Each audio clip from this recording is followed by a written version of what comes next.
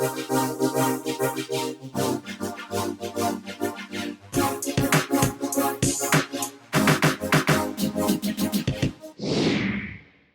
right. Well, I am known in the IG streets, Double Dose of Misty, but I do go as Misty. Name is Daisy, like the flower, because like the whole world has an issue with hearing and they think it's Davy, Stacy, every other name but Daisy. Really? So yeah, it's weird. I don't, and then it's like they don't know how to spell Daisy. So it's like a Daisy, like the flower. A lot of motherfuckers don't know how to spell or read. So Right. especially now, people always like cutting like the sentences short to abbreviate a lot of things. Sweet Lord Jesus. That's how they're like actually like writing the shit.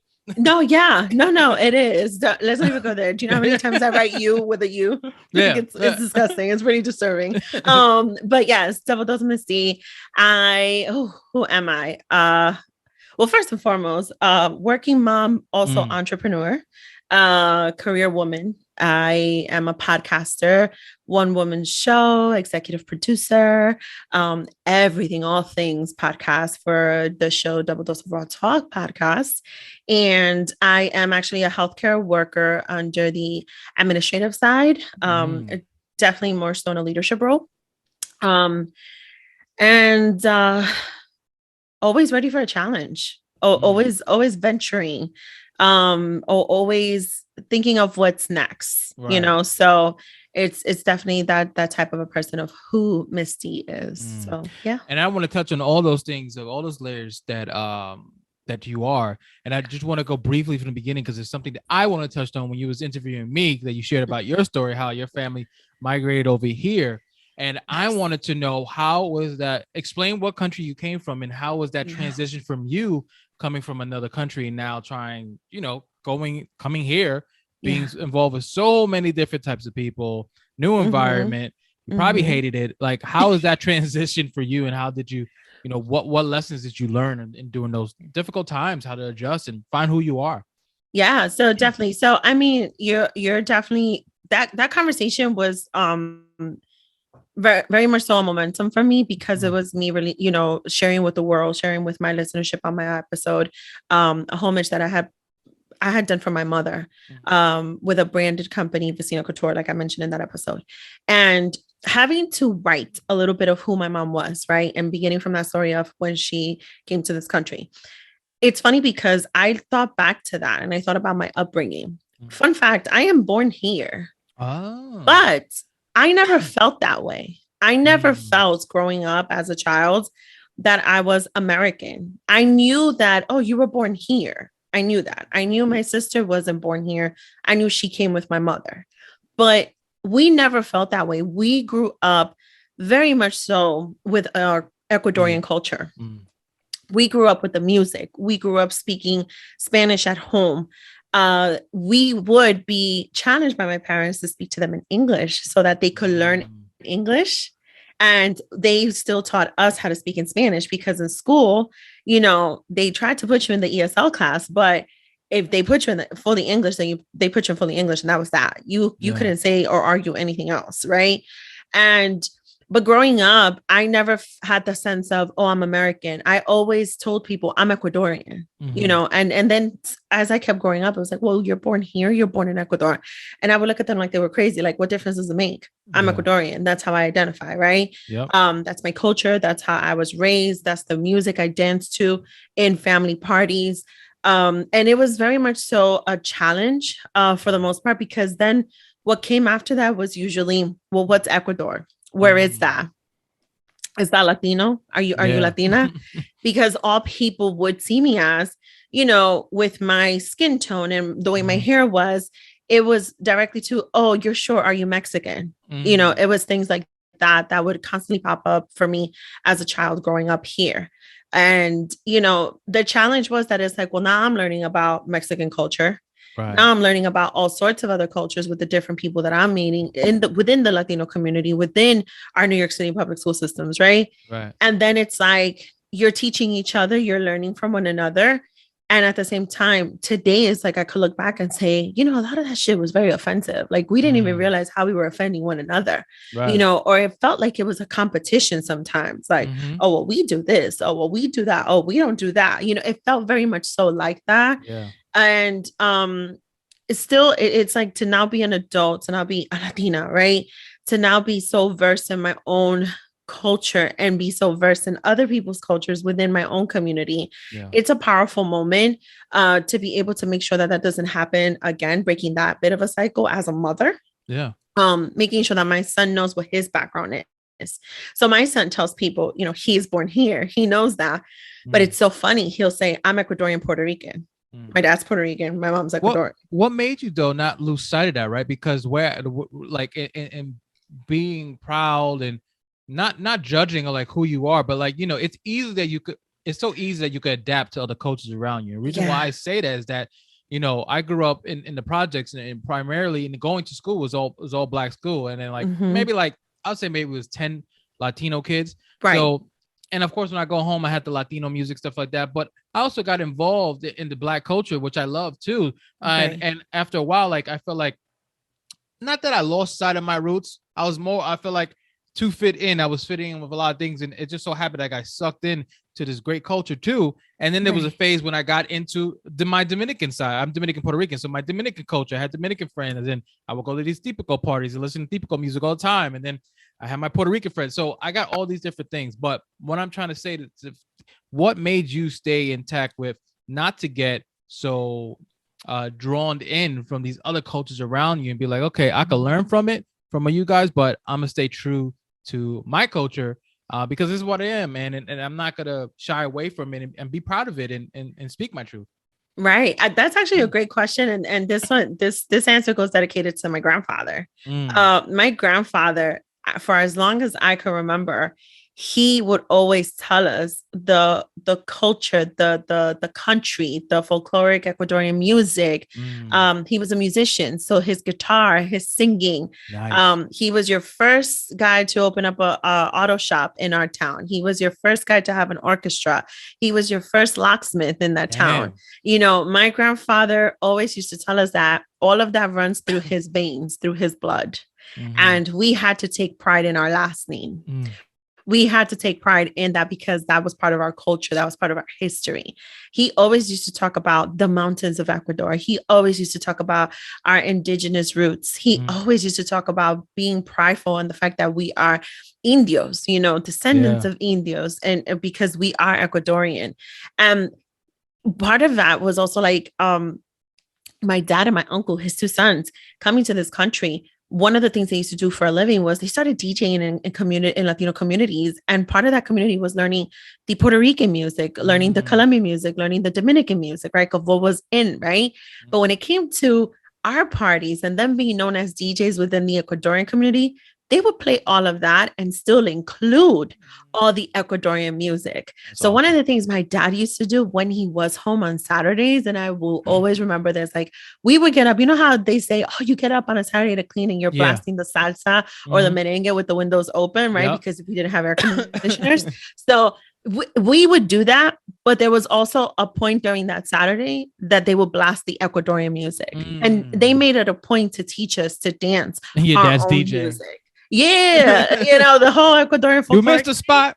Right. We were like, there happened, you know. So it's like it's I really owe it to my granddad because he made sure that we never lost sight of that. He made sure we understood what it was to be Ecuadorian and the pride we're supposed to take in that, and still be very open-minded and embrace who we came to learn from here, who we came to meet here in this country, you know. So I owe it to him. I owe it to him, and my parents were able to continue that. My dad essentially was able to continue that with us too. Nice. That's beautiful. I think that's great, and that's something that a lot of people should enforce and make it a priority in their lives, and also sharing it and passing it down. And it's nothing more beautiful to learn where you came from, you know. And you probably may not have you don't have to agree with it or maybe be so connected to it, but you should be aware of it and should know of it, right? There's definitely something there for everyone if you come from there. So now I want to move on now. You know, you telling everybody, look, I'm 100% Ecuador. Get out my face. I'll punch you. Like I'm not changing to Puerto Rican, Dominican, Mexican, like, you know what I'm saying? Right. I'm Ecuadorian. Yeah. How did you now, I guess, start to find out what do you wanted to do in life, or try to like figure out things that you love to do, Yeah. right? You've got this background of learning your history. Now, Yeah. what does Daisy want to do, and in her life, and trying to figure out what the passions and the loves that she have? What was some of Yeah. those things that you was realizing about yourself? Not Yeah. only your culture, So but yourself. Yeah. yeah. So one of the things that fall under my entrepreneurship is, and it's definitely on my social media platforms, link in the bio. I have an ebook, and I'm an aspiring, well, I shouldn't say Mhm. aspiring. I am a writer You because are. I wrote an ebook, and I'm still on the writing journey. And one of the things from the very beginning, right? On my platform, and anybody who knows me, they know I have this sense of confidence, and I Yeah. speak very open about that because for plenty of people, the confidence is like, oh, on how you look. Negative. That's not what it is for me. It's Mhm. beyond that, right? It's deep, deep, deep within. Mhm. And with the confidence piece, again, I owe that to my upbringing. It's like, Mhm. you stand up for yourself. You don't stay shut. You speak up when you see Mhm. something is wrong, it's wrong, and you say it, right? um you take pride in who you are and what you are, right? And you also take pride in being able to stand in a room, even as a young girl, with other people and be able to grow with them. When you think about New York City schools, the same kids you started in kindergarten, chances are you were graduating with them fifth grade, Yeah. and you continued on with the same kids because we were from the community. So it's Mhm. like you were able to learn from each other's cultures. One of my first best friends was a Salvadorian girl. Until this day, her mom and my mom are friends. Mm. Till this day, like we've seen each other have children. We've seen each other's weddings. Like we've seen all of that. Like, and we were able to learn from two completely different backgrounds, two completely different cultures, and still within the group there was a Dominican family, there was a Puerto Rican Yeah. family. We still had that experience too. But essentially it all boiled down to how I learned to become confident, just with myself, just taking that pride of who Daisy is, right? Daisy is more than just, one thing, right? Daisy's Mhm. more than just, let's say in school it was the teacher's pet. No, Daisy wanted to write.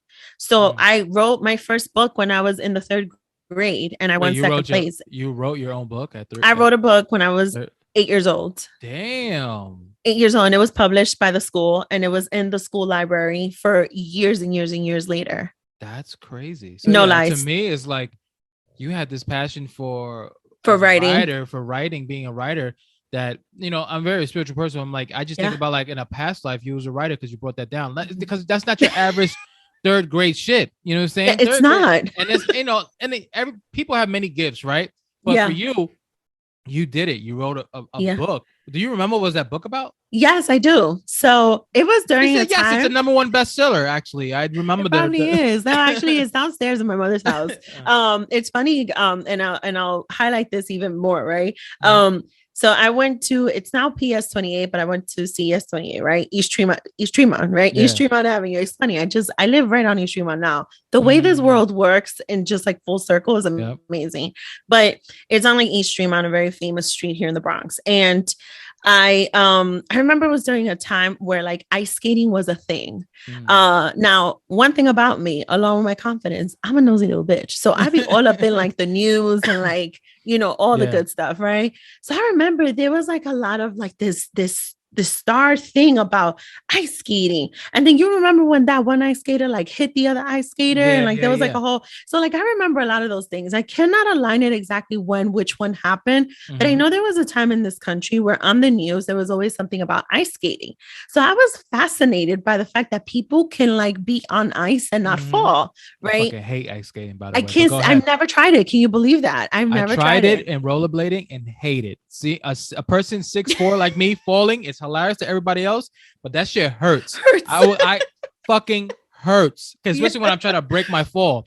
Yeah. Never. So people mention no, let's ice skate. I have this anger, pent up anger. Fuck ice skating. And then I'm Fuck like, ice skating. what? They're like, let's rollerblade. Fuck anything with wheels underneath shoes that I have to like, yeah, I can't. But go ahead. I don't want to. No, Was yeah. your book So about ice skating? So I wrote the book about me being an ice skater. I don't want to hear no more. I don't want to hear. I know. So it's like, so clearly what was supposed to be for me was being a writer, not being an ice skater, right? That's exactly what that was. That's a moment right there. So I essentially, but the reason why I did that, the reason why I participated in this, and I remember it was because my mother used to say, you always have stories to tell, like stories of what you want to be when you grow up, stories of how you see yourself. You know, I used to write love notes to her. I used to write notes to my mother and just leave them under her pillow or on her That's dresser, beautiful. you know, little things like that. Right. But it was mostly about if something's on your mind, say it, share it. If there's something you need to share with someone, just do it. Like, don't hold back on it. Right.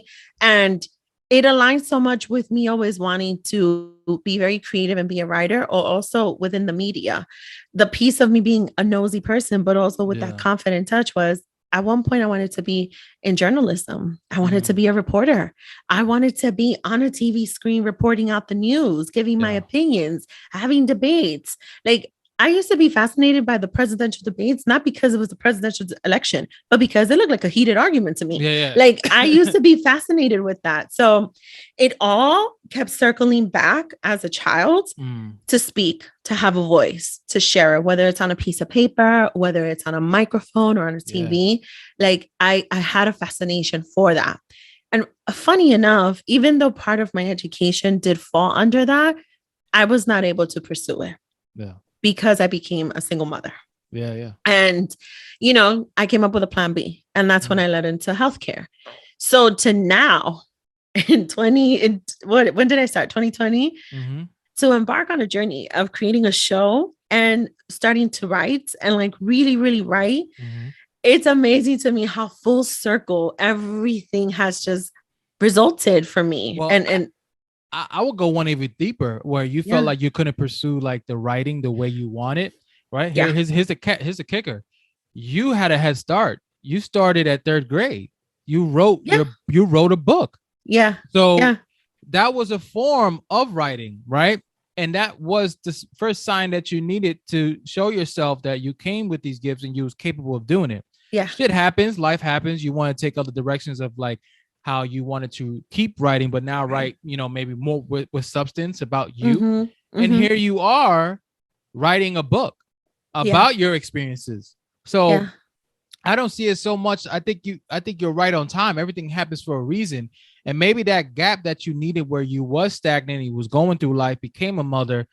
Those were lessons and experiences that you needed to write this book that you're doing right now, because that would be so different if you wasn't going through that, right? That is true. So when I'm writing my shows, right, I gotta live life before I write and then put it on stage. So I take these 2-3 year breaks and I'm absorbing and going through life. And I shared this in another podcast where when I was taking improv classes, one of the teachers who stuck with me, one of his best advice, he says, look, I can teach you all how to be funny or the bits that you need to remember to make these improv things happen, you know, but to be honest, my biggest advice to you is to leave this class, don't take any classes, and just go live life.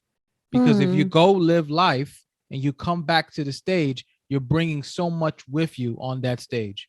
And that touched me so much that it hit me, where I didn't have this pressure to like, I'm not an actor if I don't act, or I'm not a writer if I don't write, or like it definitely relieved that pressure where I was like, okay, if I'm not on stage or I'm not doing, I'm still living life. And that is the research that I need to fulfill myself and to fulfill my gift to then perform it, because I have it in me. I just need the material. So I think saying that relates to you where, you had these breaks, but Daisy, most importantly, it wasn't really a break. It was you collecting material and lessons and challenges and mistakes that you needed to fulfill this book that you're doing right now.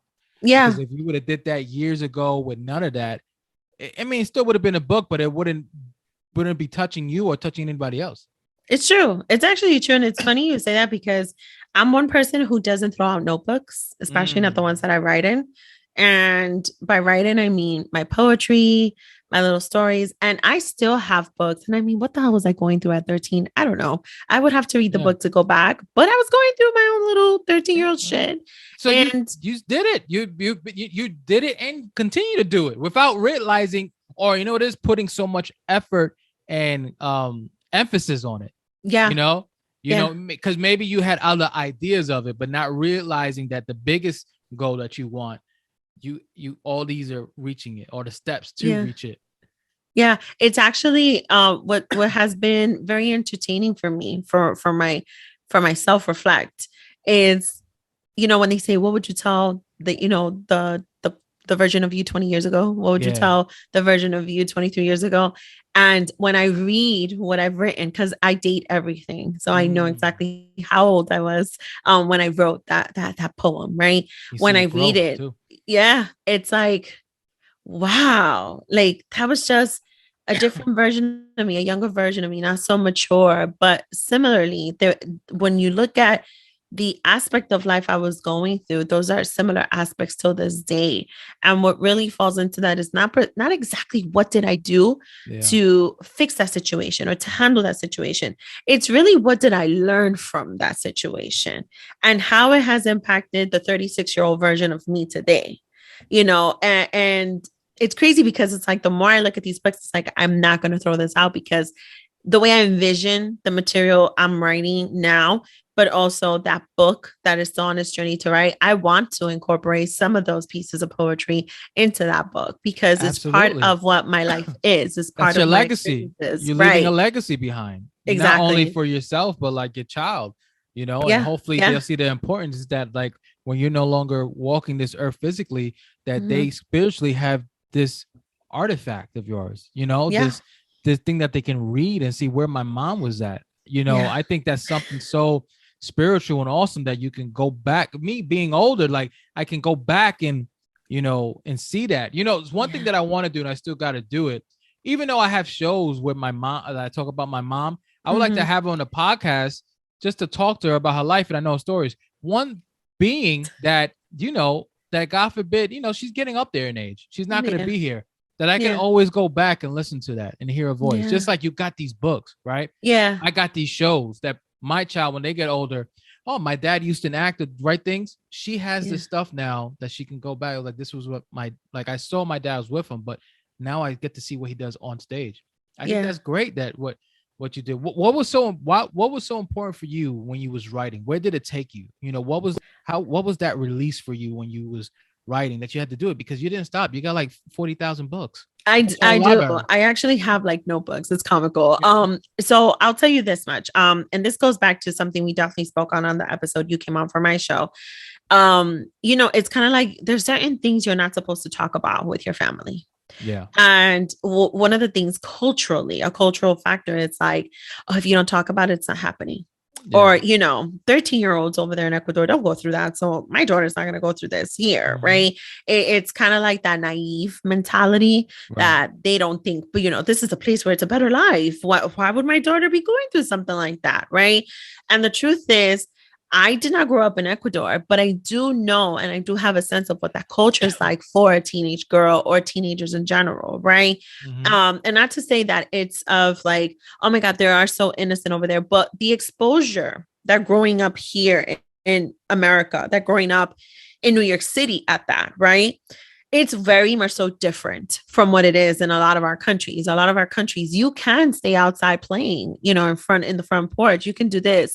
We have parks, right? And at most, a lot of kids have that opportunity. A lot don't. I have parents who very much so were very overprotective and were very Yeah. much so about the sheltering, right? Because, we just don't know, right? Oh my Of God, course. right?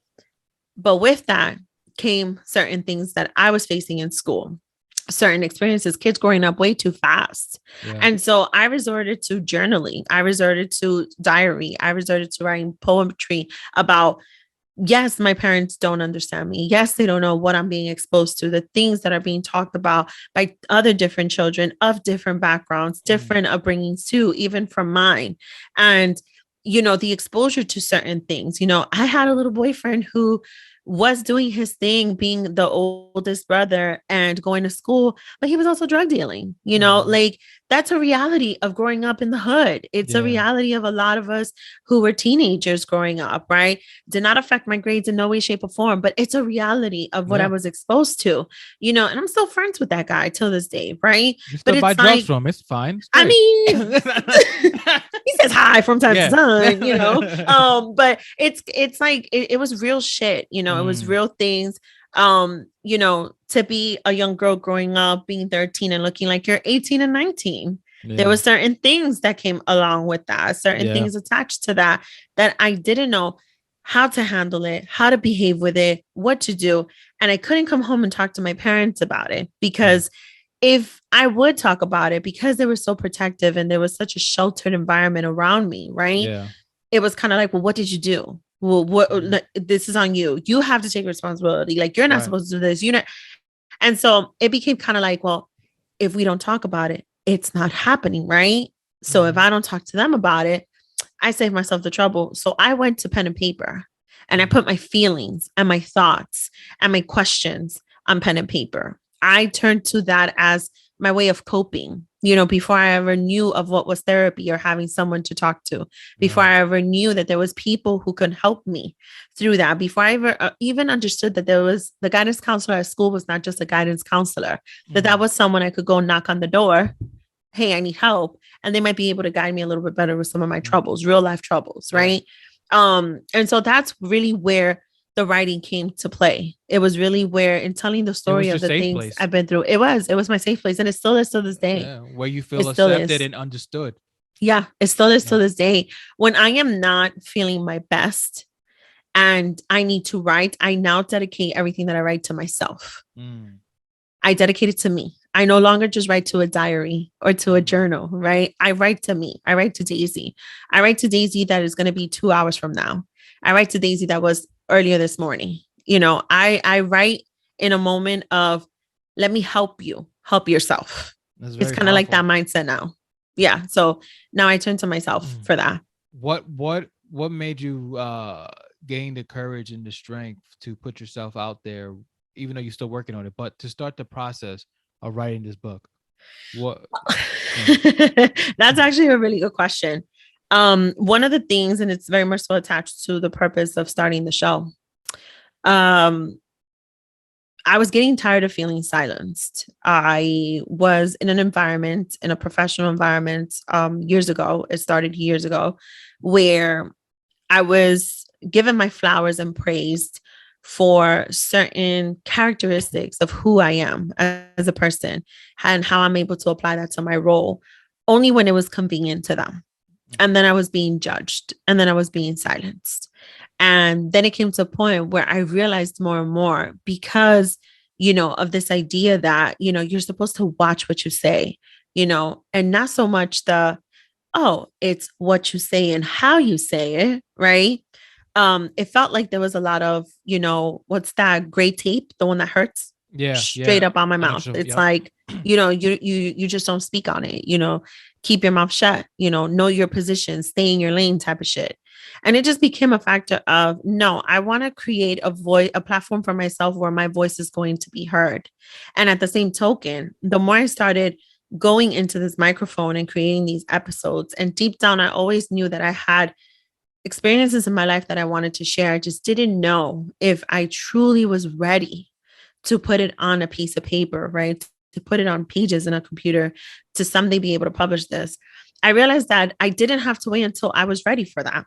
I could start just simply writing it. I could start typing it. I could start structuring the story already. Because the truth is, two things. A, it's my life, and I could speak on that. And nobody's ever going to stop me from doing that. Yep. And B, I don't want to forget a single moment of it. So why wait? Why wait to start this journey in writing this book?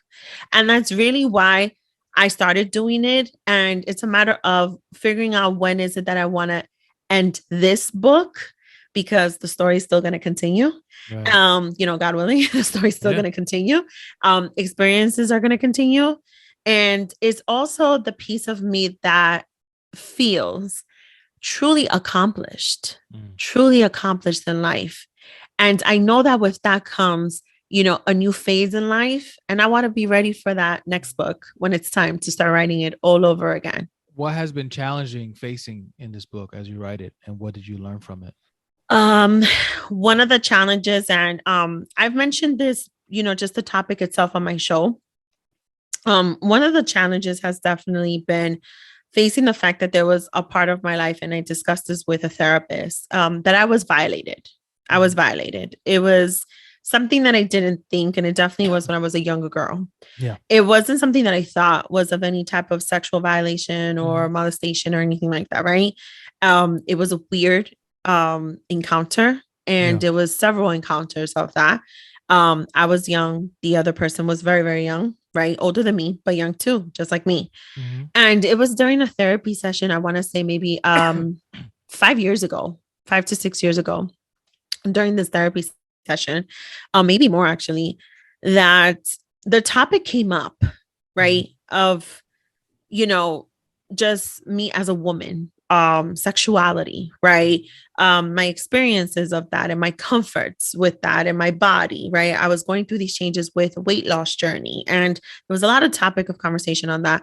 And I had made a mention of, oh, when I was a kid, this happened to me once. And the therapist kind of just said, well, how did that make you feel? Like, there's a lot of questions when you're in therapy session. It's not really like a Yeah. solution. It's more so questions to help you go through Yeah. that. Right.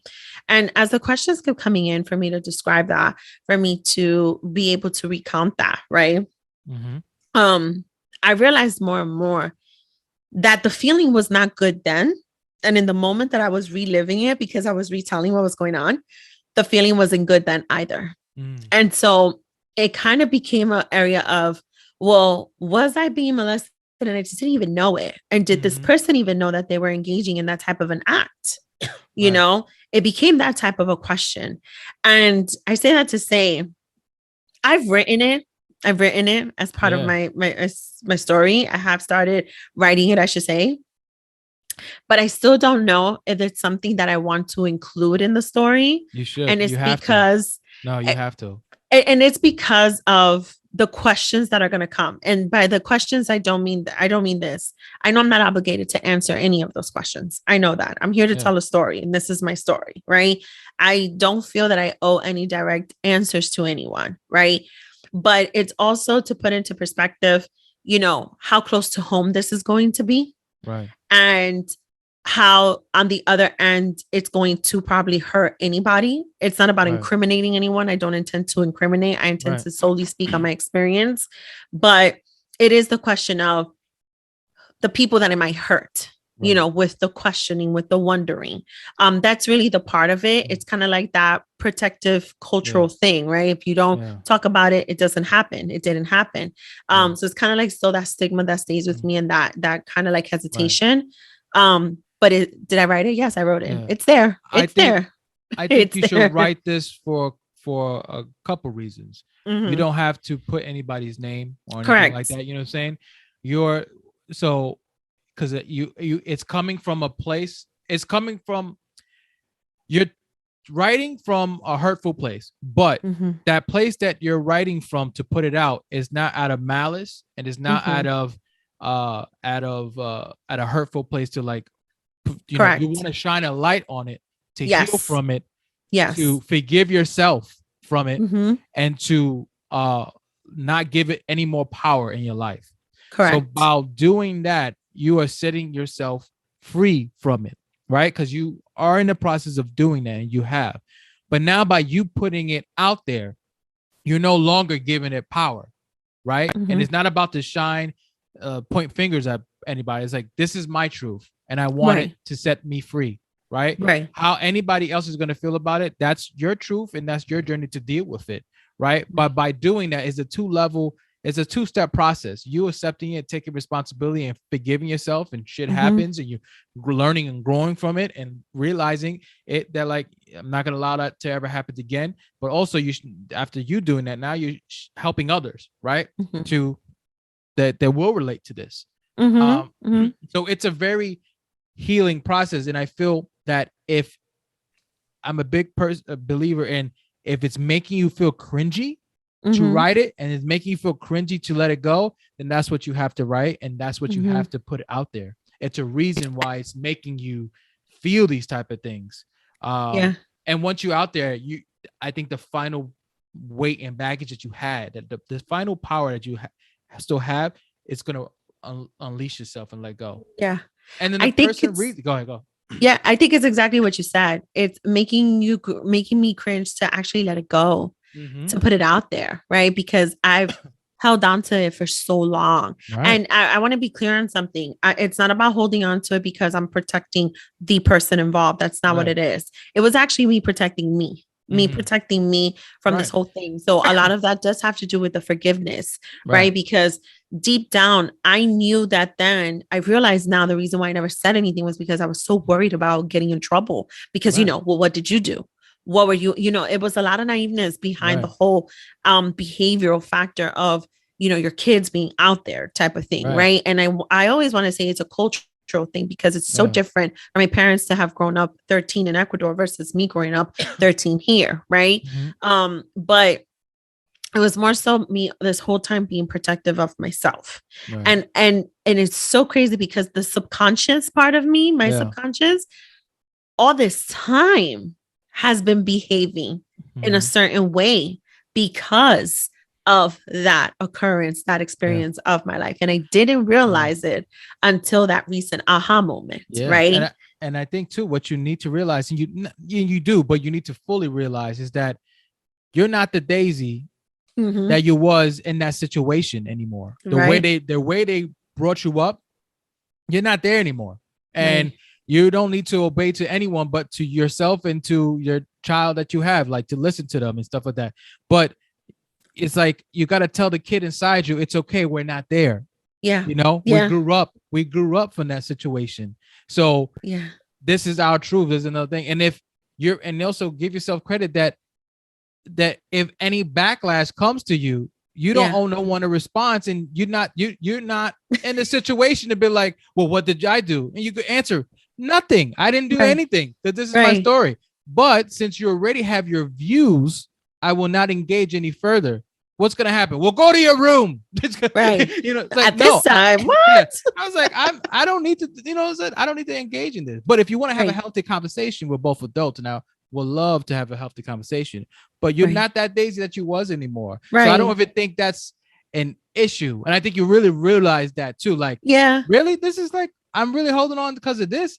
I'm Yeah. not, tell that kid inside, the little Daisy inside, it's like, we're good. We're past this now. You know, Yeah. if anything, Yeah. this nothing. Hold that little Daisy hand and be like, we can get through this together because we've been through a lot of stuff and we're going to learn from this and we're going to feel free from this. Right. Right. And it also goes hand in hand. Just really the challenge falls under, am I being true to myself? I'm very much so an advocate of that. And that's definitely the platform that I've created. It's not called Double Dose of Raw Talk for no reason, right? I Right. keep it all the way raw. So it's not a secret that there's been an experience in my life. But then it's also me questioning myself. Like, girl, if you don't put the shit out there, like, you're your worst enemy. You're getting in your own way. You're holding yourself back from really Right. telling your entire truth. It doesn't have to require the details. It doesn't, right? I don't have to incriminate anyone, but Yeah. am I being true to what the platform is that I've created for myself? That's really what the challenge is. It's the hurt that it may cause, but then also me, how I'm affecting me still, and having known that I wrote this out and then I don't release it, Yeah, you're so doing more damage to yourself. yeah. So that's definitely been like the greatest challenge, but Yeah. that is there. It's there. Yeah, The story is you there did. already. Yeah, and leave it there. And leave it there. It is. And, It and is. when It's I- not and getting when- deleted. And when I buy the book, I want to read that part. And if it's not there, I want my money back. No. You're gonna but- send me a grievance, a whole Yeah. complaint. Like I'm gonna put a review. I'm gonna write a review. review. I was like, listen, 1 star. I love the book, and I will give it 5 stars. But there was one particular thing that I was waiting for, and for that reason, it's not there. That I'm gonna give it no stars. And I'm gonna write, you know what I'm talking about. No. You're gonna put the acronym, the abbreviation. If you know, that way. Yeah. Because that's how we talk these days. Exactly. Yep. I'm gonna do it that way. And then I'm gonna say, here's my Cash App because I want my money back. And it's not a scam. And it's not a scam. Listen, but you see that's exactly where this has been so reflective, and this is exactly why I needed to start telling the story as of now. When the time comes that it's ready to be released, it will be ready to be released. But to your point, it's like 2 to 3 years for the material to be there because I like to share my story, right? Yeah. I have 36 years behind me already. Yeah. Like that's a long time. I need to start working through this. And so that's where starting it has already begun. You know, I've waited for way too long to start. And so it has already begun. Yeah, like I said, and like, you know, if you don't, it's gonna be this haunting thing in you that's forever is gonna be there. And then when you get ready to write your second book, you're gonna second guess it to be like, should I put in this now? And I think just nip it in the butt. It's ready. Like you say, I wrote it already. Don't even think about it. You wrote it already. You put it in as you're putting the pieces together. You know, you put it all together and then do what you got to do and send it out. That's it. And then you're gonna feel so free from it. And then, you know, people might connect to it, people might not. But it's not about that. It's that you connected to it. Like, you know, I think one of the things that I had to like when I was working on the show, my spiritual teacher was the director of the one-man shows that I did. You know, I never had any, I was never scared to put her in my show to talk about her. I was never scared to, you know, scared to say that this is where I came from. I grew up, blah, blah, blah. The only thing that I put power into was how is my family going to receive this? Right. Because there's certain things that they don't know. And I just want them to stay with me. I don't want them to see the first act of the play and then get pissed off and then not watch the middle or the ending. And then my mom was like, oh, you still stuck on the first fucking thing that she heard. I just want them to hear me and understand and stay with me. That's all I wanted. And I remember Guru, my spiritual teacher, was like, well, you know, this is your truth. Yeah. And you're writing it and you're sharing it. They have their own truth. So if they feel any type of way, they can write their own play, you know, but don't give that any power because this is for you. You're doing this for you. You're not doing it for them. And the moment I did that, a lot of these things that I felt like uncomfortable, but like it was like, oh, should I talk about that? Like that I said, I can't lie to myself. And that's the worst thing you could do is lie to yourself and disown your spirit. Like it's tough to sit with that and live with that. And I just kept going and writing and putting it out there. And to keep it short, you know, towards the end of the play, my mom and my brother and my mom, they loved it and they understood it. And then my brother, because there was a piece in there about him and what I was feeling about our relationship, he was like, I understand. I get it. Yeah. I get it. Yeah. And I was like, oh shit. So, but let's say if I would have never did that, I would have never got those responses. Right. Yeah. And it wasn't about that. There would have never been an understanding. Right. That's the even greater win here. There would have never been an understanding. Yeah. And that's, I think, essentially what we want when we are sharing our stories, sharing our truths, when I want there to be an understanding. You don't have to agree with me. You don't. Right. I don't have to agree with half the world either. Yeah. You know, I don't have to sit here and know if it's true or not. I cannot take away the value to someone's experience and say that is not true. That's a complete lie. I can't do that.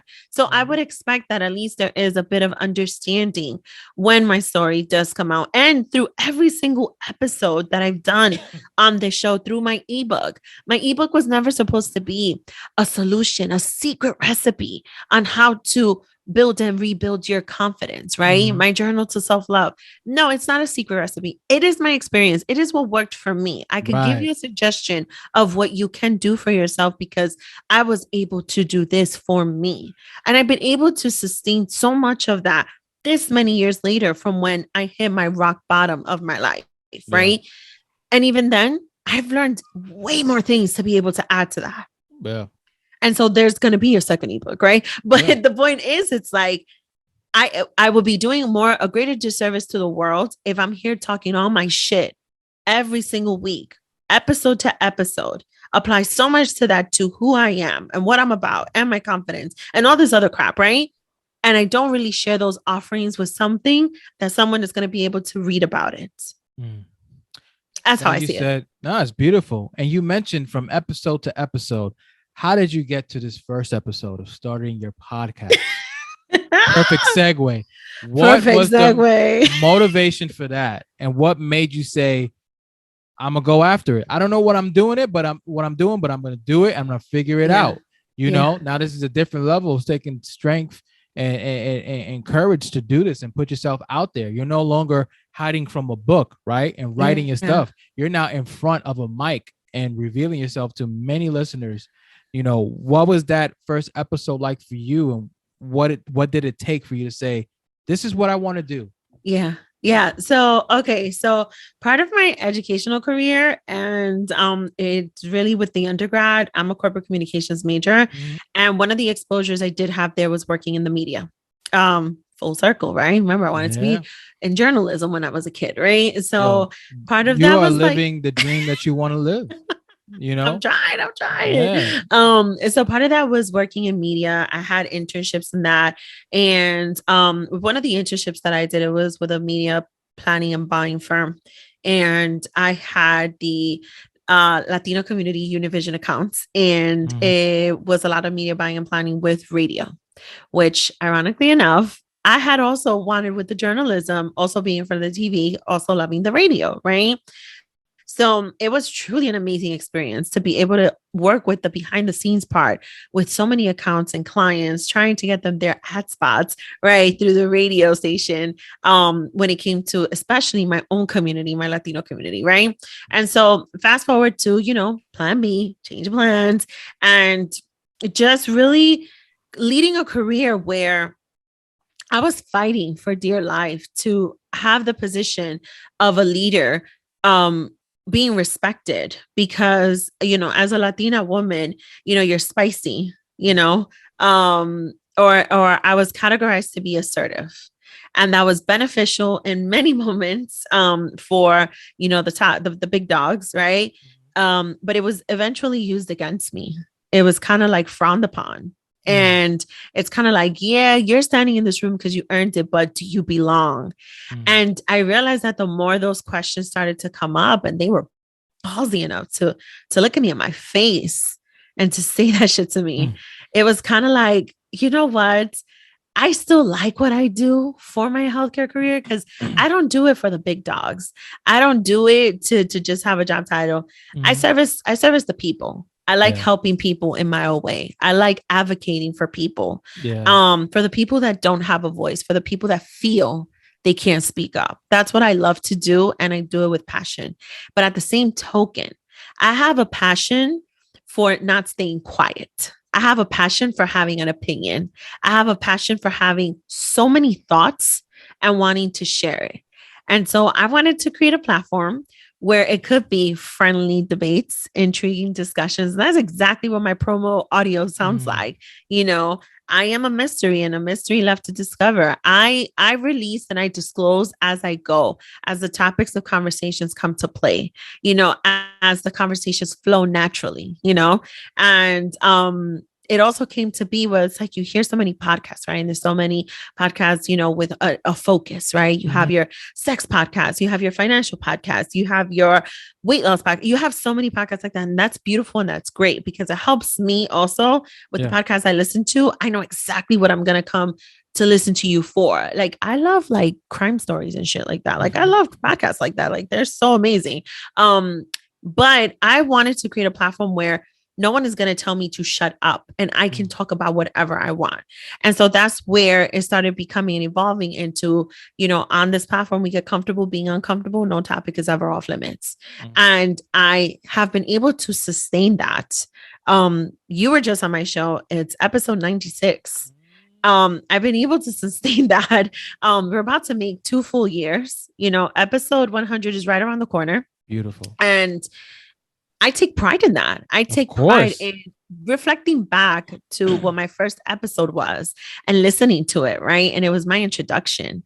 It was about me. My episode with my first guest, one of the things I remember I was told to do, and shout out to my podcast coach, Carla Wimaris from Idea to Launch Academy, because I actually entered Wow. I love Carla. full, Small world. I know yes, Carla. yes, Oh my, we yes. had her on the podcast too. Yes, Oh yes. my Like, God. that's my This- podcast coach till this day. And she has become more than that. She's a friend. She's a mentor, Carla's so dope. She's just so amazing. And it's like, she was God sent. Like the way I Mhm. found her, the way I've gotten to know who she was back then, and just realizing, you know, she woke up one day and said, shit, I'm 30. That was her podcast. And she didn't Yeah. care about nothing else. You know, she took her chances. And it's like, well, I could do that too. Like, why should I hold myself back? Why not put my story out there? Why not, you know, kick back, talk the shit that I want to talk about, bring people on that want to do the same thing, Mhm. right?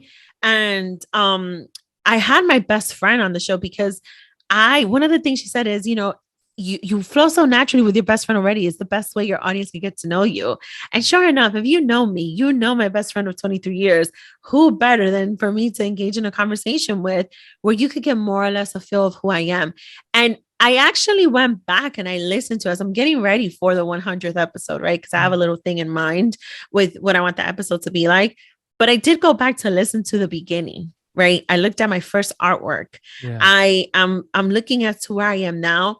And it's so amazing the things that have changed and the things that haven't.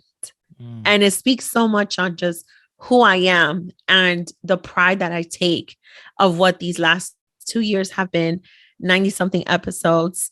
And this microphone, it's just been amazing, you know, to just put my foot down for me and to say, you know, I don't need to be silenced anymore. I had a boss tell me once after a meeting, she sat me down and listen, I get along with her today. She's amazing. She's fabulous. We check in with each other. But she said to me, you know, just a piece of advice, you know, he's our boss and I would never tell him such a thing. And I said to her, well, what did I say wrong? He asked me a question and I answered him. Mhm. And she said to me, well, you disagreed with him and you told him he was wrong. You And felt I the same said, way. but I disagree. And he was wrong. And she said, yeah, but you shouldn't tell him that. And it was an aha moment to me. And that situation happened about 7 months before I even met Carla. Mm. And that was my reality check, that I was only being valued and appreciated in a space, in a platform, you know, because when you get to work as on stage, off stage type of shit, Yeah, right? yeah, When it was convenient to them. And on this platform, on this stage, with my microphone, my headphones, my content, my agenda, I'm always on stage here, and no one's going to tell me what I can and cannot say and to whom. And I can have a friendly debate with someone and I can have intriguing conversations because here we get comfortable being uncomfortable and no topic is ever off limits. Well, I think that's beautiful, but I hope that it didn't stop you from speaking your truth for a job. You know what I'm saying? Never. Because she's only saying that because she feels that same way and she wished that she can be what you're doing. It's Right. not Never what you did. say, it's how you say it. You know? Right. It's not like it was like your boss, like, well, first of all, I feel like you fucking wrong because that's totally different. You know, if anything, she admired your courage but at the same time didn't know how to vocalize that and try to supposedly protect you, but that would have harmed you. Now you have these pent up emotions every time. Right. And you know what's crazy? I think in the long run, it did eventually affect me in the sense that they totally blocked me out from being able to move up. They did. There was a sense of insecurity, I want to say. Well, you wasn't a puppet. I was not. And that's one thing I will never be. You wasn't a puppet and you wasn't kissing ass. Never. You know what I'm saying? What's wrong is wrong and what's right is right. Well, and you know what? Shout out to my granddaddy for that. Shout out to my granddaddy for that. If anything, it's also a blessing for you because you want to keep on moving up into a place where you wouldn't be appreciating value. No, I was like, right. Nah, you would have to kiss the ring finger all the time. Like, right. No, it's fine. I'll find a place where I can still be myself and people will honor and respect that, and we can have these discussions. Right. And mind you, that's just at the workplace, right? Mm-hmm. Now imagine me doing all of that when it comes to my personal life too, because I do. Yeah. That's exactly who I am. It's exactly the person. If anybody wants to, I will give you the phone numbers. I'm lying. I would not give you the phone numbers of my exes, but like it's who I am. It's who I've evolved into as a person. And that's really what it's about. You know, it's not that you guys listen to an episode or you read a book and you understand you know, exactly who Daisy is from beginning to end. You understand the experiences, but you don't understand Daisy from beginning to end. To really know Daisy from beginning to end is to get to know Daisy. You know what I mean? And then I also feel too like it's like the bigger than that, it's like, yo, I was brought up in an environment where I had to watch what I say and I shut up. And I had to break free from that. And it was so hard for me to do that, that I'm not gonna allow myself to follow those steps and allow you guys to be a mirror of what I grew up in. So, and I'm not gonna do that in my job place. I'm not gonna do that in my relationships. And I'm because I did that for so long growing up to figure out who and what I am, and always hear this backlash from people who didn't understand me. And I'm not gonna do that anymore. So that's where it spawns from. And now you're broken free, and you're just like, wow, this feels great to like voice my opinion and be truthful to myself. And I'm not gonna hinder that in any environment or situation I'm in. And if I'm in that, I'm gonna remove myself after a while, because now I'm feeling uncomfortable because this has happened multiple times to the point where you want to change me and you want to put me in a box how I was when I was younger, and you're not going to allow that to happen. Absolutely not. Absolutely not. And honestly, take this as a message, take this as a lesson, take this even as a calling. When you know you are a strong individual, this is not just about strong women. Listen, I am a strong woman. And I know there's this whole like hashtag and everything movement about strong women. And there is. Yeah. But there's strong men too, right?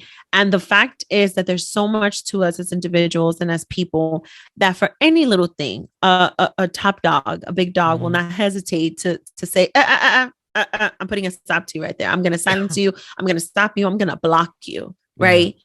Don't ever allow yourself to let anybody convince you that you're not supposed to be growing to great places, that you're not supposed to be heading there, that you're not supposed to be a person meant to create and to be great and to create great things.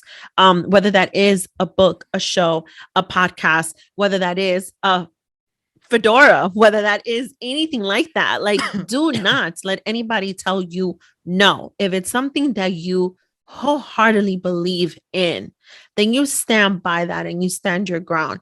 And it has to do with the what you say and the how you say it. And the best secret to that is your intention of what you want to say, and the how you say it is your delivery, if it's purposeful. That's really the best secret to that. That really is. And that's been trial and error that I've learned that. Well, Daisy, we're going to move on to our last segment where I've been shuffling these cards for a minute. And it's like their life question cards and stuff like that. So there's 2 questions to them, and I'm going to read them to you, and it's whatever comes to mind. Oh, okay. So this one is, what message would you put on a billboard for thousands of people to see every day? Oh, I need to buy that deck of cards. Go ahead. What message would I put on a billboard for thousands of people? Yeah. Don't knock until you try it. Don't knock it until you try it? Yes. Nice. The next question is, if you can get, this is a good one. If you could give all humans one thing, what would it be?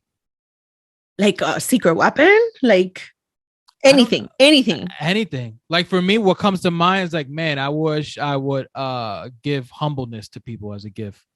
Oh, I like that. Yeah, it could be anything, I would have to say evil eye bracelets. Evil eye bracelets. Explain more on that. Who comes up with that shit? No, right? That's dope. Okay, so let me tell you why. For as long as I can remember, family that went to Ecuador came from any country. For some reason, they always brought me evil eye bracelets, and I never understood why people would bring me bracelets with just one eye, like they were not 2 sets of eyes, but it was like consistently one eye until someone explained it to me, and I was very young, and they explained, at the end of the day, there's always going to be some form of negativity from other people towards you. And you don't have like the time to know exactly who it is. So you wear this to protect yourself, right? But it was more so I realized today that it's just the lesson of it, right? It's like, no, I will say evil eye bracelets because I'm not going to tell you go get an evil eye tattoo and I'm just going to hand those out like I'm Oprah, right? Because I don't got money like that to be doing that shit. But evil eye bracelets is kind of like, I believe, right? Think about this. When they tell us to sing the national anthem to this country, we grab the hand and we go like this. When we want to ask for permission to speak in a classroom, we grab a hand and we go like this, right? A lot of us, whether left hand, right hand, that's how we write, right? Unless, that's not a possibility, but that's how we write, right? A lot of power holds in the hands, right? And it's a lot of our labor, a lot of our work. When we're upset, I'm one that likes to slam her hand on a table to make it known. There's a lot of power in my hands. There's a lot of power in our hands as people, as humans. And so rather than wearing a necklace with the evil eye, rather than wearing a ring with the evil eye, I like to wear bracelets with intentions. So this one was given to me by my best friend. I have my other bracelet by my other best friend. There's intention with those bracelets. There's meaning to it. And so when I think of evil eye bracelets, I'm protecting a lot of my strength that's here from any negativity that may be sent my way, whether it's from this side, this side, this side, or this side. Because one thing you're not going to do is you're not going to do anything to the power that I hold, starting from my hands. And that's why I say the evil eye bracelets, which funny enough, I was going to get one in Puerto Plata and I didn't because I'm like, no, I still have the one at home. But evil eye, it's just kind of like, it's a reality. There is negativity out there and we do not have the means to be able to stop that, right? We have to have our faith. We have to have our belief in ourselves. We, for those of us who pray, we pray, right? But it's also the reality, spiritually, you do certain things to keep that away. And I'm just a firm believer of the evil eye. I am.